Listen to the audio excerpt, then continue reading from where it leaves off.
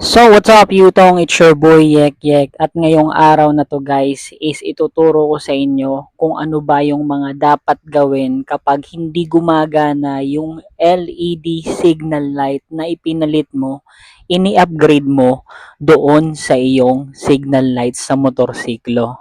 So, maaaring naranasan nyo na dati naka-halogen kayo, okay ang lahat. And then, nung nag-upgrade kayo ng inyong LED signal light, para sana mas maliwanag at mas kita kayo sa daan, especially kapag umaga, bigla na lang na hindi gumana yung LED signal light nyo.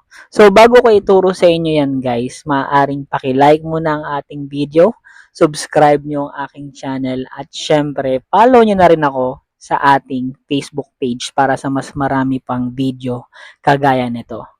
So, let's get started!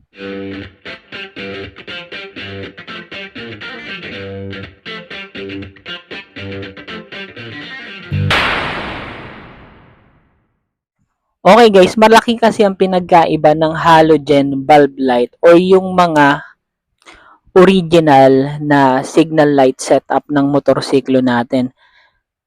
Especially yung Fury 125. Okay, so ano ba yung ginawa ko step by step? Paano ko napagana yung pag-upgrade ko ng LED signal light? Actually, balak ko 6, hindi pa dumarating yung dalawang LED signal light ko. So, idadagdag ko na lang siya kapag dumating. Ngayon, 4 na yung signal light sa ating motorsiklo at ipapakita ko siya sa inyo na gumagana ng maayos yung ating signal light. So, iyan yung LED na ipinalit ko. Kung mapapansin nyo, ang dami niyang LED sa loob. Kabilaan yan. Ayan. Tapos, yung bumbilya dito, pinalitan ko rin ng LED. Diyan. So, LED na lahat yan. Meron pa akong parating na dalawa. Ilalagay ko naman siya dito. Kaya ako nga pala siya pinalitan, guys, kasi naputol na yung LED dito dati. Ganito yung itsura niya. So, nadaganan siya nung aking bag. Yung side bag na nilalagay sa motor. Nadaganan siya, so bumigay na putol. So, ayan, pakikita ko naman sa inyo ngayon kung gumagana ba siya. So, natin yung motor. At, eto na siya. So, left. Ayan. Ito yung kabila.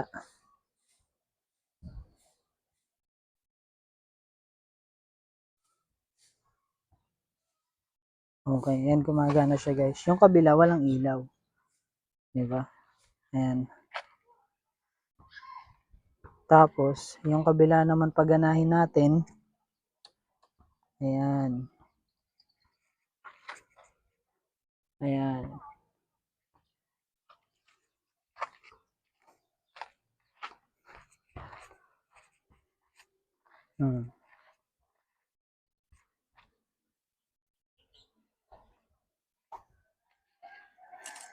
So yan guys, nakita nyo gumagana ng maayos yung ating signal light. Pero, nung una nagka-problem talaga ako kasi nung kapapalit ko lang ng LED signal light, ang nangyari is huminto siya sa pag-blink. So basically, hindi nagbi-blink yung ilaw ng aking motor kapag nagsisignal light ako. So ano ba yung mga ginawa ko? Una sa lahat guys, kung meron kang single signal light indicator, ito yung sa panel ng motorsiklo mo na umiilaw para i-indicate na naka-signal light ka. Ang gagawin mo lang, isihilahin mo yun at pagkahila mo nun, merong dalawang wire yun. Nakadikit yung isa sa left signal light at yung isa naman is sa right signal light. Ang gagawin mo dun is puputulin mo. Pag naputol mo na siya, yung isang wire galing dun sa bulb, okay, dun sa signal light indicator mismo, ikakabit mo siya sa ground. Pangalawang gagawin mo, bumili ka ng dalawang 1 amp na diode. Sa mga electrical shop, makakabili ka ng 1 amp na diode. Dalawa ang kailangan mo. Ito ang itsura ng diode. Kung mapapansin nyo, yung diode meron siyang markings na kulay gray. So, meron kang dalawang diode. Pagtapatin mo yung markings na kulay gray, and then, yung wire nun ay pagkakabitin mo. So, kung saan nandun yung side nung kulay gray na markings, yung wire sa itaas nun, ng dalawang diode, pagkakabitin mo siya. Katulad nito. So, para mas maintindihan nyo, nag-drawing ako dito. Pagpasensyahan nyo na yung drawing ko. So, for example, ito yung bulb ng signal light indicator nyo. May dalawang wire yan. Ito yung dalawang wire. Okay. Itong isang wire para sa left side. At yung isang wire is para sa right signal light. Okay. So, left signal light, right signal light. Ang gagawin nyo lang is puputulin nyo siya. Kakat nyo siya dito. Okay. Depende kung gaano kahaba yung pagkakakat nyo, bahala na kayo. And ang gagawin nyo is yung isang side ng wire ay lalagay nyo sa ground. Okay? Ground yan. At itong isa naman is lalagyan nyo ng diode. So, let's say for example, ito yung diode nyo.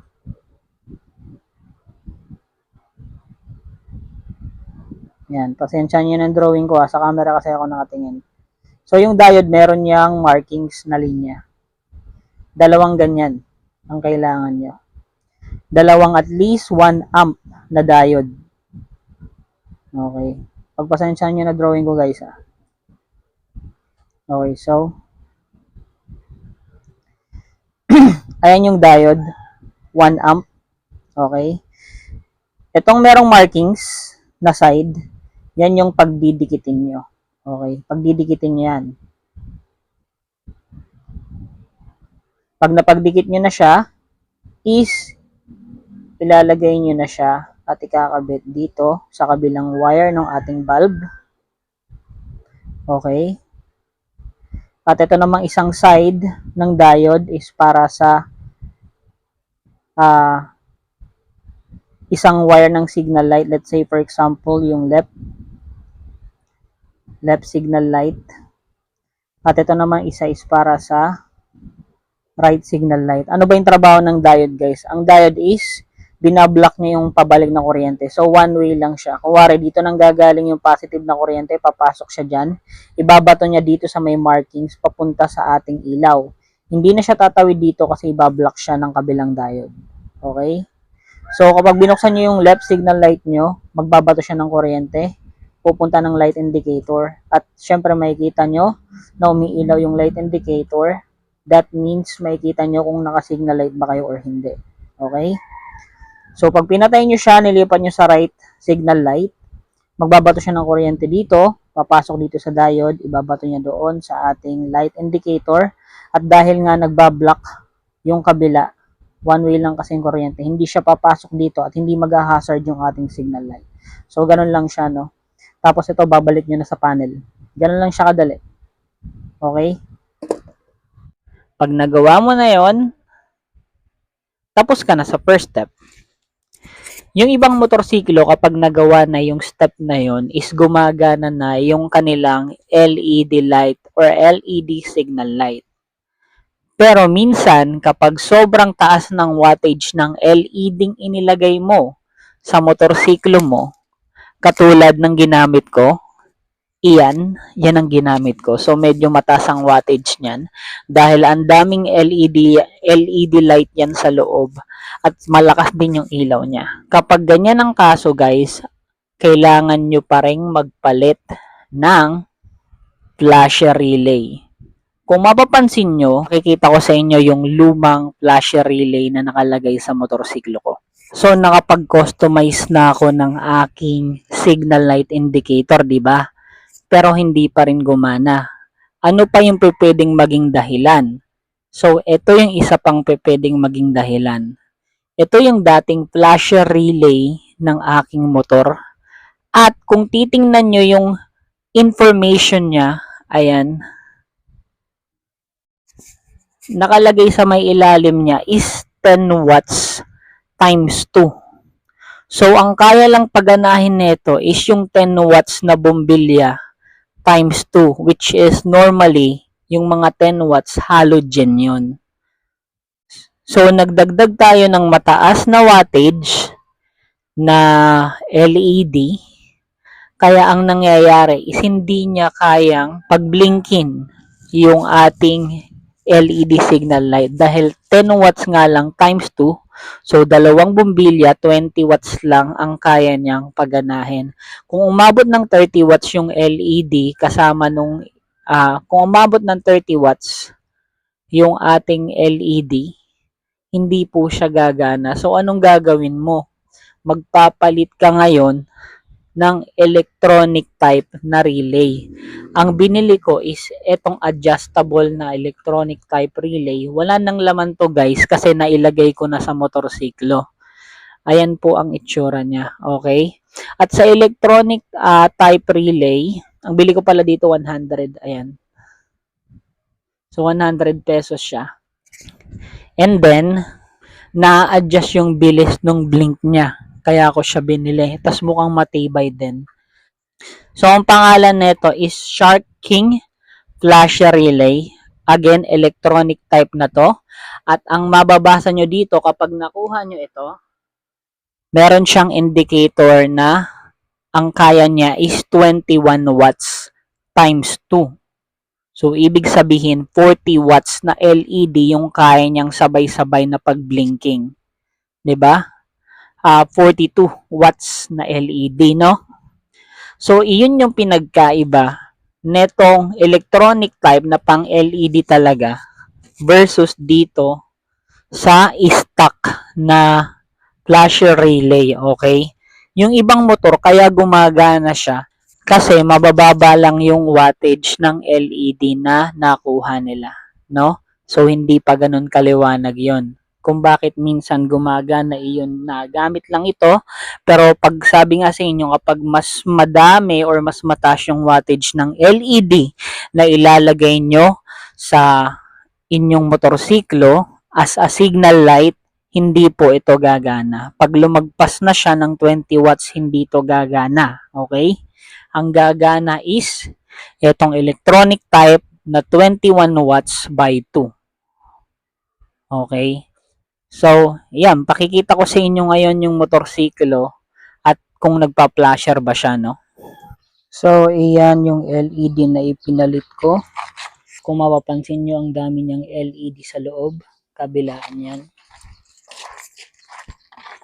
Ayan. Tapos, yung bumbilya dito, pinalitan ko rin ng LED. Diyan. So, LED na lahat yan.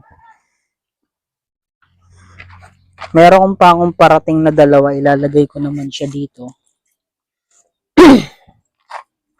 Kaya nga pala siya pinalitan guys kasi naputol na yung LED dito dati. Ganito yung itsura niya. So nadaganan siya nung aking bag. Yung side bag na nilalagay sa motor. Nadaganan siya so bumigay na putol. So ayan, pakikita ko naman sa inyo ngayon kung gumagana ba siya. So natin yung motor. At eto na siya. So left. Ayan. Ito yung kabila.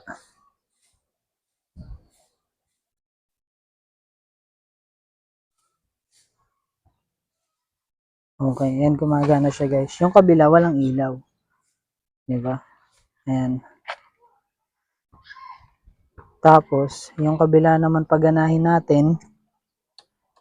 Ayan. Ayan.